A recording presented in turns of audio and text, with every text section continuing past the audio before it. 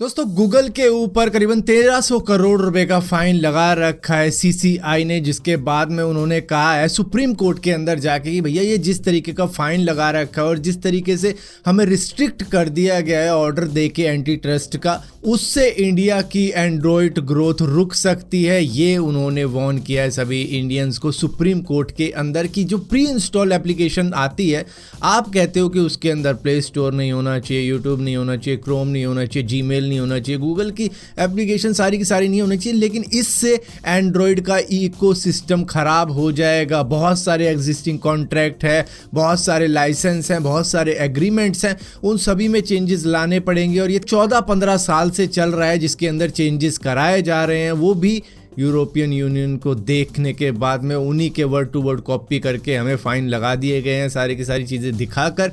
ये बिल्कुल ही गलत है, ऐसा नहीं होना चाहिए। ये सारी बातें उन्होंने सुप्रीम कोर्ट के अंदर रखी हैं कि भैया जो सीसीआई ने किया है वो एकदम सही नहीं है, बिल्कुल गलत है। और इसके बाद में सुप्रीम कोर्ट अब देखेगा कि कौन कौन सी एप्लीकेशन होनी चाहिए एंड्रॉयड के अंदर, क्या वो सही कह रहे हैं या वो गलत कह रहे हैं, मतलब किन से इम्पैक्ट पड़ सकता है एंड्रॉयड के इकोसिस्टम के अंदर। दोस्तों एप्पल बिना एलजी के और बिना सैमसंग के एकदम बेकार है, बेबस है, क्योंकि वो ओएलईडी सैमसंग से लेता है और एलजी से लेता है। लेकिन अब वो बता रहे हैं कि 2024 तक हम अपनी डिपेंडेंसी इनके ऊपर से भी छोड़ने वाले हैं, क्योंकि वो खुद की माइक्रो एलईडी डिस्प्ले तैयार कर रहा है, जिसके बाद में उनको इनके ऊपर कोई भी डिपेंडेंट रहने की ज़रूरत नहीं पड़ेगी। वो ये चाह रहा है कि सभी कंपनियों से वो अपनी डिपेंडेंसी छोड़ दे और खुद ही कंपोनेंट बनाने लग जाए एप्पल के सारे, जिससे कि सारा का सारा प्रॉफिट उन्हीं का होगा। क्योंकि अभी डिस्प्ले से रिलेटेड जो भी वो प्रॉफिट कमाते हैं, रेवेन्यू जनरेट करते हैं, उसका 36% एलजी को देना पड़ता है उन्हें, और इसी के साथ साथ 6.6%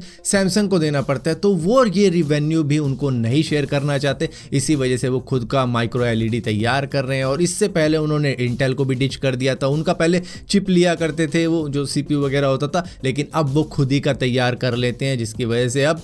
उस तरफ का प्रॉफिट भी इस तरफ आ गया, यानी कि एप्पल के पाले में आ गया है। दोस्तों चाइना के अंदर कोविड को लेके हालात थोड़े से बिगड़े हुए हैं, जहां पर एक पूरा का पूरा गांव ही करीबन 90% कोविड का शिकार हो चुका है। अब यहां पर इस चीज का फायदा चाइनीज बैंक भी अब उठा रहे हैं कि वो बाहर से वैक्सीन मंगवा रहे हैं, जैसे कि फाइजर हो गई, वो कोविड-19 की एक आरएनए वैक्सीन है, जबकि चाइना के अंदर आरएनए वैक्सीन नहीं बनी है। क्योंकि देखो डीएनए तो फिक्स रहता है, लेकिन आरएनए चेंज होता रहता है, इस जो कोरोना वायरस के अंदर है वो चेंज होता रहता है, तो उसको रोकने के लिए आरएनए वैक्सीन की जरूरत है, जो कि चाइना के अंदर है नहीं। तो वो बाहर से मंगाकर अपने कस्टमर्स को लगा रहे हैं, लेकिन उसके लिए उनको उनके बैंक के अंदर अकाउंट खुलवाना पड़ेगा और करीबन $5 लाख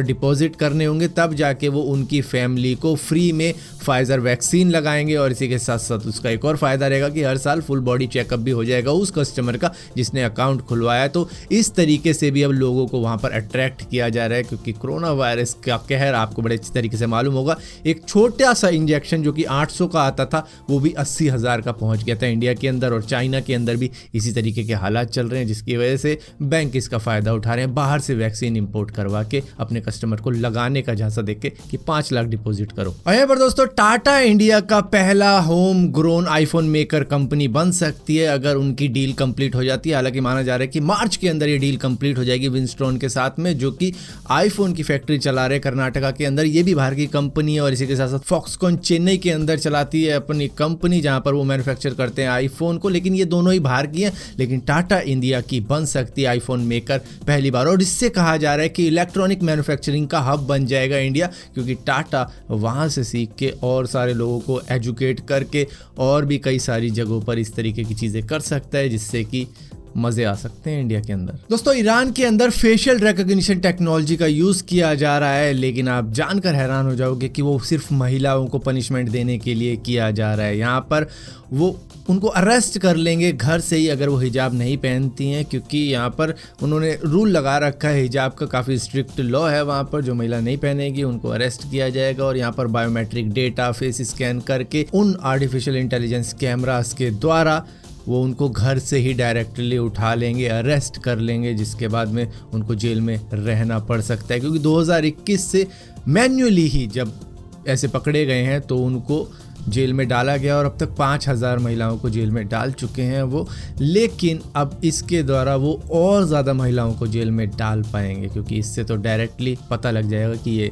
इस एड्रेस पे हैं और इनको अरेस्ट किया जाए। दोस्तों फुल्ली सेल्फ ड्राइविंग कार किस तरीके की होती हैं वो आपको ये वीडियो देख के पता लग जाएगा, जो कि टेस्ला की कार है। यहाँ पर वो अचानक से ही जब ऑटो पायलट के अंदर छोड़ दिया गया, वो बीच हाईवे पे ही रुक गई और पीछे काफ़ी लंबा ट्रैफिक जाम करवा दिया। हालांकि एक्सीडेंट भी हो सकता था लेकिन वो नहीं हुआ। जो पीछे ड्राइवर थे वो थोड़े से अलर्ट थे, जिसकी वजह से ये कार वाला बच गया। दोस्तों अर्थ की इनविजिबल शील्ड जो कि आपको अल्ट्रावायलेट किरणों से बचाती है, वो अब दोबारा से रिकवर होना शुरू हो चुकी है, जिसका नाम है ओजोन लेयर। और यहाँ पर यूएन ने ये बात को कंफर्म करते हुए बताया कि ये 4 डेकेड के अंदर पूरी तरीके से फुल्ली रिकवर हो जाएगी, यानी कि आज से 40 साल बाद तक ये पूरी तरीके से रिकवर हो जाएगी जो भी डैमेज इसको अब तक पहुंचा है।